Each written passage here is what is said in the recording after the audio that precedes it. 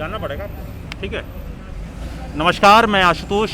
इस वक्त हम दिल्ली की सड़कों पर हैं और जब दिल्ली में घूम रहे तो अचानक बहुत सारे जो लोग थे हमें हाथों में अपने अपने पोस्टर्स लेकर खड़े हुए बैठे हुए दिखे और TEQIP technical education quality improvement programme, प्रधानमंत्री मोदी जी की बड़ी बड़ी तस्वीरें हैं। तो हमें रुकना लाजमी हुआ, हमें जानना समझना ज़रूरी हुआ कि क्या मसला है, क्या चर्चा है। आपको बता दें, ये जो जितने लोग हैं, अगर देख पा रहे हैं, बहुत सारे लोग जो यहाँ अभी बैठे हुए हैं, ये सब देश के प्रतिष्ठित सबसे बेहतर इंजीनियरिंग कॉलेज यानी IIT, NIT से पढ़े हुए लोग हैं और इन्होंने अपनी एक तरीके से नौकरी छोड़कर, प्राइवेट जॉब्स छोड़कर इस प्रोग्राम में इंड्यूस हुए थे कि केंद्र सरकार का प्रोग्राम है, वर्ल्ड बैंक द्वारा इसको फंड किया जाता है और जो कॉलेजेस हैं, जितने इंजीनियरिंग कॉलेज है, उसकी क्वालिटी, उसके जैसे प्रधानमंत्री मोदी जी कहते हैं कि छात्रों में स्टार्टअप की चीज़ें बढ़ें, उनको इन नए आइडियाज़ पे काम करें, ये इनका कार्य रहा। और ये अब 3 साल का एक प्रोजेक्ट कंप्लीट किए। बातचीत हुई कि इनकी सरकार से पहले से ये बनाई हुई थी कि नौकरी जब तुम्हें दे रहे हैं, ये प्रोजेक्ट जब ख़त्म होगा तो आप लोगों को डिफरेंट स्टेट्स की जो नौकरियां हैं, चाहे जो कॉलेजेस हैं, उनमें आपको एब्जॉर्ब कर लिया जाएगा। अब हम इनसे जानने की कोशिश करते हैं कि अब क्या मसला आया है 3 साल होने के बाद। आपका नाम क्या है? जी, मेरा नाम संजीव विश्वकर्मा है। आप कहाँ पढ़ाते थे? जी, मैं जोरहाट ट्रेनिंग कॉलेज आसाम में पढ़ाता था। आपने कहाँ से पढ़ाई की? मैं IIT गुवाहाटी से, मेरा मास्टर है जी, और अभी मैं PhD परसुइंग हूँ NIT सिलचर से जी। पहली बात तो मैं आपको बहुत बहुत धन्यवाद देना चाहता हूँ कि आपकी नज़र हम पर पड़ी, क्योंकि हम पिछले 6 दिनों से यहाँ बैठे हुए हैं। कभी शास्त्री भवन के पार्क पे बैठते हैं, क्योंकि शास्त्री भवन में मिनिस्ट्री ऑफ एजुकेशन है, तो वहाँ के जो सामने पार्क है वहाँ हम बैठे हुए थे 2-3 दिन। एक दिन शनिवार को यहाँ भी आए हुए थे और आज फिर हम यहाँ बैठे हुए हैं। तो आपका बहुत बहुत धन्यवाद कि आपकी नज़र पड़ी।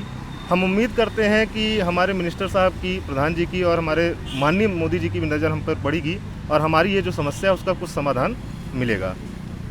तो आप लोग बताइए, क्या मसला हुआ, क्या पूरा प्रक्रिया, जैसे कैसे शुरुआत हुई आपने नौकरी की, अब क्या स्थिति बनी हुई है? जी, मैं आपको एकदम शुरुआत से बताता हूँ कि ये टी-क्यूब जो प्रोजेक्ट है, इसकी शुरुआत हुई थी 2002 से, फर्स्ट फेज़, और टी-क्यूब 3 जो थर्ड फेज़ है वो आया 2017 में। 2017 में पहली बार टी-क्यूब प्रोजेक्ट में फैकल्टीज़ को इंक्लूड किया गया और उसमें एडवर्टाइजमेंट में लिखा गया था कि we are hiring highly qualified teachers from IITs and NITs। जो IITs NITs के स्टूडेंट्स हैं उनको हम हायर कर रहे हैं, and after hiring we will send them to low income states, जहाँ टेक्निकल एजुकेशन की व्यवस्था या कि टेक्निकल एजुकेशन की जो स्थिति है वो इतनी अच्छी नहीं है। हमारा जो सिलेक्शन हुआ गेट बेसिस पे हुआ। गेट एक एग्जाम होता है, graduate aptitude test in engineering का सबसे टफेस्ट परीक्षा ही मानी जाती है। जी, बिल्कुल।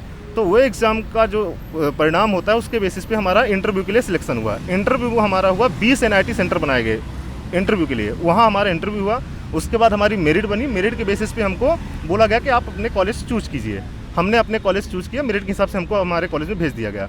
कॉलेज में जाने के साथ ही हमारी ट्रेनिंग कराई गई, पेडागॉजी एंड ऑल ट्रेनिंग्स, जो IITs में हुई, और उसके बाद भी मतलब लगातार अंतराल में हमारी जो भी रिक्वायरमेंट थी उसके हिसाब से IITs में ट्रेनिंग कराई गई और हम स्टूडेंट को पढ़ाना स्टार्ट कर दिया हमारे कॉलेज में। हमारा टास्क था कि गेट का रिजल्ट सुधारना, उसमें प्लेसमेंट को बढ़ाना और NBA एक्रीडेशन दिलाना कॉलेज को। हम तीनों पैमाने में खरे उतरे। हमने गेट का परसेंटेज बढ़ाया, हमने NBA एक्रीडेशन दिलाया हर कॉलेज को, और हमने प्लेसमेंट भी बढ़ाया। जो स्टूडेंट का प्लेसमेंट होता है वो भी हमने बढ़ाया। NBA एक्रीडेशन क्या होता है? NBA stands for national boards of accreditation, जिसमें ये मानक है कि अगर आपका ये एक्रीडेशन है तो ही आपका कॉलेज सर्टिफाइड है और आपके कॉलेज के जो पास आउट स्टूडेंट हैं उनको वैश्विक स्तर पर नौकरियां दी जाएगी। यानी एक तरीके से आपने कॉलेज की क्वालिटी, पढ़ाई इंप्रूव कर दी है, जिससे अंतर्राष्ट्रीय संगठन भी एक तरीके से सर्टिफाई किया। बिल्कुल सही बात है। जैसे हमारे कॉलेज का मैं एग्जांपल देता हूँ, जोरहाट इंजीनियरिंग कॉलेज में, तो वहाँ के कुछ भूतपूर्व जो स्टूडेंट थे वो दुबई और अरब कंट्रीज में काम कर रहे थे। क्योंकि हमारा कॉलेज एक्रीडेटेड नहीं था तो उनकी नौकरियों खतरे पे आ गई थी कि आपका कॉलेज जो सर्टिफाइड नहीं है वैश्विक स्तर पे, तो हम आपको अब अपने जो भी जहाँ इंडस्ट्रीज़ में काम कर रहे थे वहाँ अब हम नहीं रख पाएंगे। तो उन लोगों ने हमारे कॉलेज को भी संपर्क किया कि आप लोग कुछ ऐसा कीजिए कि एक्रीडेशन मिले, और सौभाग्य से हमारा रिक्रूटमेंट हुआ उन कॉलेजेस में जहाँ एक्रीडेशन नहीं था और हमने उनको एक्रीडेशन दिलाया। तो वैश्विक स्तर पे जो इंजीनियर्स हैं जो हमारे कॉलेज से पास आउट हैं, उन्होंने भी बहुत इसको सराहा कि आप लोगों ने NBA एक्रीडेशन दिलाया है। अब बात यह है कि हम सारा काम करने के बाद, ये परियोजना 3 साल तक चलनी थी, 3 साल तक चली, उस टाइम ख़त्म कर दिया आप लोगों ने। जी जी जी बिल्कुल, परियोजना के और वर्ल्ड बैंक की एक रिपोर्ट आई है अभी, वर्ल्ड बैंक की रिपोर्ट में भी लिखा गया है कि हाँ इन लोगों के आने के कारण ही एक्रीडिटेशन मिले हैं। और एक नीति आयोग की भी रिपोर्ट आई थी, नीति आयोग की रिपोर्ट में लिखा गया है कि these faculties are the backbone of these colleges. तो जब भारत सरकार की संस्थाएं ही हमारे लिए बोल रही हैं कि ये हाईली क्वालिफाइड लोग हैं और इनके आने से सब कुछ बदल गया है, क्वालिटी इंप्रूव हुई है और इन्होंने बहुत अच्छा काम किया और इनके जाने के बाद स्थिति यथावत हो जाएगी जो पहले थी, उसके बावजूद भारत सरकार और राज्य की सरकारें हमारे लिए कोई उचित कदम नहीं उठा रही हैं कि इनके भविष्य का क्या होगा। हमने लोगों का भविष्य सुधारा, हमने स्टूडेंट का भविष्य सुधारा, लेकिन हमारा भविष्य खुद खतरे में आ गया है। आपने दूसरों की नौकरी बचाई, अब आपकी नौकरी पे खतरा आ गया है। बिल्कुल सही तो बात है। क्या कहती है केंद्र सरकार? आप लोग केंद्र सरकार के मिनिस्टर के पास गए होंगे, राज्य सरकारों के पास गए होंगे, क्या उनका कहना क्या है? जी हमारी मतलब 1 महीने पहले लगभग धर्मेंद्र प्रधान जी जो हमारे ऑनरेबल एजुकेशन मिनिस्टर है, उनसे बात हुई थी। उन्होंने हमें समय दिया था, उसके लिए बहुत बहुत धन्यवाद उनका। तो उन्होंने बोला था कि देखिए परियोजना जैसे अभी ख़त्म होने वाली है तो आप लोग राज्य सरकारों में जाइए और राज्य सरकारों से बात कीजिए और हम भी प्रेशर बनाएंगे, हम भी बात करेंगे राज्य सरकारों से। हम आपको कहीं जाने नहीं देंगे क्योंकि आप लोग सब हाईली क्वालिफाइड लोग हैं, हम आपको कहीं जाने नहीं देंगे। आप राज्य सरकारों में बात कीजिए, बात करके आइए और हमें बताइए कि क्या आपको रिस्पांस मिला। हम अपने अपने राज्य सरकारों में गए, हमने बात किया, वहाँ का जो रिस्पांस मिले वो रिस्पांस लेके हम फिर से दिल्ली आए हुए हैं और मंत्री जी से समय चाहते हैं कि हमको बताना चाहते हैं कि राज्य में तकनीकी शिक्षा के प्रति क्या उदासीनता है। तो राज्य सरकार आप जब गए होंगे उनसे, तो आपने किनसे मुलाकात की और उनका क्या जवाब रहा? जैसे आप तो आसाम में पढ़ा रहे हैं, तो वहाँ पर क्या स्थिति है? जी मैं आसाम में, हमारे जो ऑनरेबल एजुकेशन मिनिस्टर आसाम के हैं रानोज पेगू जी, उनसे हमारी बात हुई। उन्होंने बोला कि ठीक है, हमारे मैटर हमारे संज्ञान में है, हमें आपके बारे में पता है और आपका टेन्यूर सितंबर में ख़त्म होने वाला है वो भी पता है, हम कुछ करेंगे, लेकिन वो क्या करेंगे that is not at disclose, मतलब क्या करेंगे नहीं करेंगे। लेकिन और कहीं कहीं से हमको सुनने में आता है, हालांकि ये रिटर्न में नहीं है, सुनने में आता है कि वो लोग गेस्ट फैकल्टी बनाने के लिए सोच रहे हैं। और गेस्ट फैकल्टी आपको भी पता है कि पर आवर बेसिस वो वाला मामला है। जी जी जी जी तो मजदूरी वाली मसला आ जी, जाएगा। जी। तो हमारे साथ एक IIT दिल्ली से पढ़े हुए छात्र और अब इसी technical education quality improvement program में हिस्सा हैं। तो आप बताइए अब आप लोगों की क्या रणनीति है, आप लोग क्या सोच रहे हैं? सर रणनीति हम लोगों ने इस विषय को लेकर के इसलिए नहीं बनाई क्योंकि जब पिछली बार हमारा कार्यकाल समापन की ओर था तो हम लोग जब दिल्ली आए तो इसी तरह से हम कुछ दिन यहाँ बैठे रहे क्योंकि हम अनुभव धरना ना करने के मामले में अनुभवशील नहीं है, ना ही हमें ऐसा करने का कोई शौक है। तो उस समय के जो तत्कालीन शिक्षा राज्य मंत्री थे माननीय संजय धोत्रे जी, उनसे फिर हमारी मुलाकात हो पाई। तो उन्होंने हमारे जो सेवा था उसको एक विस्तार दे दिया था 6 महीने का और ये आश्वासन दिया था कि इन 6 महीनों में हम राज्य सरकारों को, जो केंद्र सरकार और राज्य सरकार के बीच में MOU साइन हुआ था कि इस प्रोजेक्ट से जो भी शिक्षक हायर किए गए हैं उसमें से जो भी वेल परफॉर्मिंग फैकल्टीज़ है उनको सिस्टम में एब्जॉर्ब किया जाएगा बाय द स्टेट्स, ये MOU साइन था। तो उन्होंने कहा था इस MOU पे इम्प्लीमेंटेशन नहीं हो पाया है, इन 6 महीनों में आपकी सेवा चलती रहेगी और हम राज्यों को उस MOU पे अमल करने के लिए कहेंगे और अमल करके आपका एक परमानेंट सोल्यूशन आपकी समस्या का निवारण कर देंगे और आपको यहाँ कभी नहीं आना पड़ेगा। ये बात हुई थी।